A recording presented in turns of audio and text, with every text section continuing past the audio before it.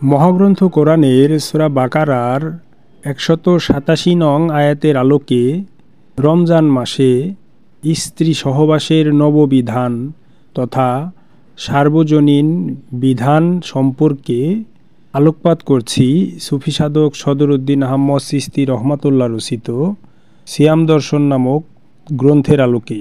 সূরা বাকারার ১৮৭ নং আয়াতে বলা হয়েছে, সিয়ামের রাত্রে তোমাদের নারীর দিকে অশ্লীলতা হালাল করা হইল, তাহারা তোমাদের লেবাস এবং তোমরা তাহাদের লেবাস।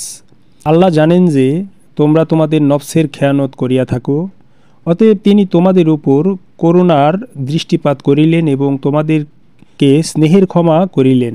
অতএব এখন তোমরা তাহাদের সহিত সহবাস করো এবং আল্লাহ তোমাদের জন্য যাহা অর্থাৎ যে সিয়াম কেতাবস্থ করিয়াছেন তাহার আকাঙ্ক্ষা করো এবং খাও ও পান করো যতক্ষণ প্রভাতের কাল সূত্র হইতে সাদা সূত্র তোমাদের জন্য স্পষ্ট করা না হয়। তারপর সিয়াম পূর্ণ করো রাত্রির দিকে এবং তোমরা স্ত্রী সঙ্গম করিও না যতকাল অবস্থান লইয়া আছো মসজিদ সমূহের মধ্যে, ইহা আল্লাহর সীমারেখা। সুতরাং ইহার অর্থাৎ স্ত্রী সঙ্গমের নিকটে যাইও না। এইরূপে আল্লাহ মানুষের জন্য তাহার পরিচয়ের ব্যাখ্যা দান করেন যেন তাহারা তাকওয়া করে। এবার এ আয়াতের ব্যাখ্যার মাধ্যমে সুফি সাহেব রমজান মাসে সিয়ামের নববিধানের বিস্তারিত তুলে ধরেছেন। আসুন আমরা সেই আলোচনায় প্রবেশ করি। প্রথম যখন সিয়াম পালনের নির্দেশ দেওয়া হয় তখন রাত্রিবেলা স্ত্রী সহবাস করা নিষেধ ছিল এবং সেহরি খাওয়ার বিধান ছিল না। সন্ধ্যা হইতে আরম্ভ করিয়া যতক্ষণ সায়েম জাগিয়া থাকিতে পারিবে ততক্ষণ পানাহার করিতে পারিবে। একবার ঘুমাইয়া পড়িলে তারপর জাগিয়া উঠিলেও পানাহার করা নিষিদ্ধ ছিল। ইহাতে দেখা গেল কেহ কেহ স্ত্রী সহবাস না করিবার নিয়ম ভঙ্গ করিবার অপরাধ ব্যক্ত করিয়া উহার জন্য প্রায়শ্চিত্ত গ্রহণের ব্যবস্থা চাহিল। এই অপরাধের প্রায়শ্চিত্ত হিসেবে রাসূল পাক আলাইহিস সালাতু ওয়াস সালাম এক এক করিয়া যথাক্রমে 3টি ব্যবস্থার উল্লেখ করিয়া ইহাদের মধ্য হইতে যে কোনো একটি উপযুক্ত ব্যবস্থা ব্যক্তিবিশেষে দান করিতেন, যথা 1. একজন কৃতদাস বা কৃতদাসী মুক্ত করা, 2. 60 জন ক্ষুধার্তকে দুবেলা খাদ্য দান করা, 3.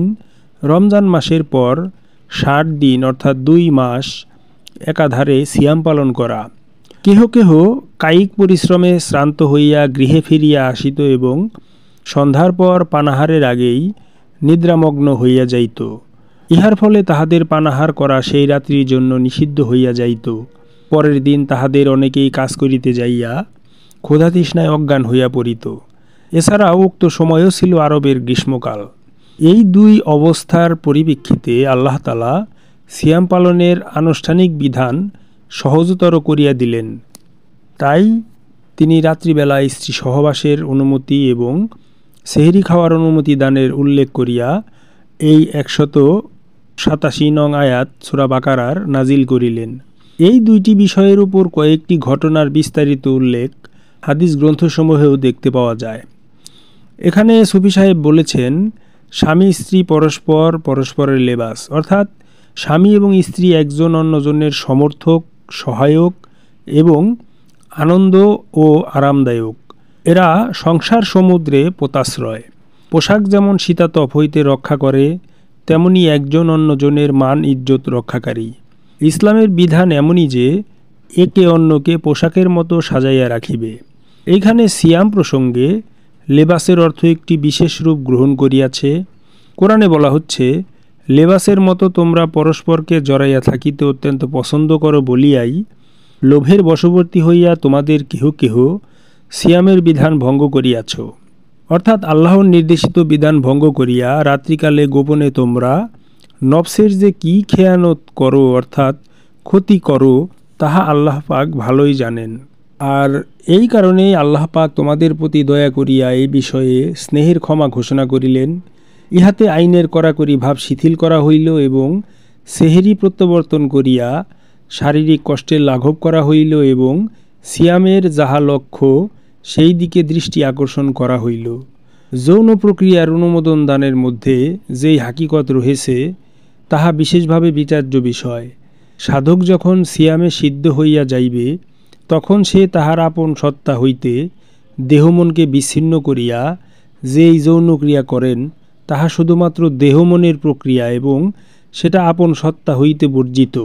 যদি শরীয়তের বিধানে ইহা হালাল করা না হয়, তবে মহাপুরুষগণের বৈশিষ্ট্যের স্বীকৃতি সমাজে থাকে না এবং দিনের বেলা পানাহার করিয়াও সিয়াম সাধনা যে পূর্ণতা লাভ করিতে পারে, এই কথার সত্যতাও জনমন হইতে বিলুপ্ত হইয়া যায়। আত্মসত্তা হইতে দেহমনকে বিচ্ছিন্ন করিবার নামই সিয়াম। এই বিচ্ছিন্নতা অর্থাৎ দেহমনের মৃত্যু প্রকৃতিগতভাবে প্রত্যেক মানুষের মধ্যে দেহস্থ হইয়া আছে। মৃত্যু দ্বারা যে কোনো সময়ে বিচ্ছিন্নতা সংগঠিত হইয়া যাইতেই পারে। দেহমন হইতে এইরূপ বিচ্ছিন্নতার পূর্বেই সায়েম বিচ্ছিন্নতা অর্জন করেন। ইহাকে কোরআনের ভাষায় বলা হইয়াছে মুতু কাবলা আন্তা মুতু, অর্থাৎ মৃত্যুর আগে মরিয়া যাওয়া। দিনের বেলা কিংবা রাত্রিবেলায় পানাহার অথবা ইচ্ছি সঙ্গম করা বা না করিবার মধ্যে সিয়ামের গুরুত্ব তেমন নাই, যেমন রহিয়াছে সিয়াম তথা বিচ্ছেদ অর্জন করিবার কার্যকরী আকাঙ্ক্ষার মধ্যে। প্রভাত অর্থ মুক্ত জীবনের প্রভাত বা সূচনা, অর্থাৎ বস্তুমোহের অন্ধকার হইতে মুক্ত আলোকিত জীবনের প্রভাত। আলোর উদয় পথে পূর্ব গগনে সুতার মতো কালো রেখা হইতে সাদা রেখার উদয় না হওয়া পর্যন্ত সাধক পানাহার করিয়া থাকে। তারপর বিষয়বস্তু হইতে আলোর উদয় হইয়া গেলে সে নিজে তাহার সত্তাকে আর পানাহার করায় না। তখন যাহা পানাহার হইতেছে বলিয়া দেখা যায়, তাহা তাহার দেহমনের ব্যাপার। সায়েমের আপন সত্তা সম্পূর্ণ মোহমুক্ত হইয়া বস্তুবাদে সকল অন্ধকার হইতে চিরমুক্তি লাভ করিয়াছে। মরার আগে মরিয়া যাওয়ার ইহা একটি জ্ঞানবাদী ভাবধারা। সপ্ত ইন্দ্রিয় পথে আগমনকারী বস্তুসমূহের উপভোগের মাধ্যমে আলোর উদয় হইয়া গেলে এই সিয়াম অর্থাৎ বিচ্ছেদের আমল চালাইয়া যাইতে হইবে রাত্রির দিকে। সিয়াম একটি অস্ত্র, ইহা চালাইয়া যাইতে হইবে আপন অজ্ঞানতা এবং অন্ধকারের দিকে, অর্থাৎ আপন সত্তার মধ্যে অবস্থিত সর্বপ্রকার অজ্ঞানতা, অস্পষ্টতা, আবিলতা ইত্যাদি সর্বপ্রকার রাত্রির দিকে সিয়াম নামক অস্ত্র চালাইয়া যাইতে হইবে। ইহাতে সকল মোহবন্ধন হইতে অনন্ত আলোর দেশে প্রবেশ লাভ করা সম্ভবপর হইবে। সিয়াম সাধনা দ্বারা বস্তুর অন্ধকারের মধ্যে আলোর সন্ধান লাভের পর সিয়াম প্রচেষ্টা এমনভাবে চালাইয়া যাইতে হইবে যেন কোনো বিষয়েই স্বাধীন আল্লাহ সত্তাকে মানুষের মধ্যে অবস্থিত শয়তান সত্তা ঢাকিয়া রাখিতে না পারে। আল্লাহ সত্তা এবং শয়তান সত্তার সমন্বয় হইল মানব সত্তা। মসজিদ সমূহ বলিতে এখানে কি বোঝানো হয়েছে? সেজদার স্থানকে মসজিদ বলে। যেইখানে আগমনকারী ধর্মসমূহের উপর সেজদা হইয়া যায়, উহাই মসজিদ। এইরূপে প্রতিটি ইন্দ্রিয় দ্বার এক একটি মসজিদ।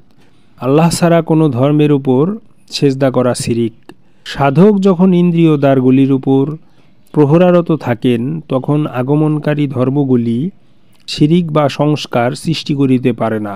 প্রহরারত অবস্থায় স্ত্রী সঙ্গম করিবার প্রশ্নই ওঠে না, কেননা সিয়াম ব্যতীত অন্য কোনো দিকে এক মুহূর্ত মনোযোগ দেওয়ার অবকাশ আর তাহাদের থাকে না। আর যাহারা মসজিদ নামক ইবাদতখানায় এতেকাপ করে, অর্থাৎ অবস্থান লয়, তাহাদের জন্য স্ত্রী সঙ্গম নিষিদ্ধ করা হইল। আল্লাহর প্রতি তাকওয়া অর্থাৎ কর্তব্যপরায়ণ হওয়ার জন্য এই ব্যবস্থা দেওয়া হইল।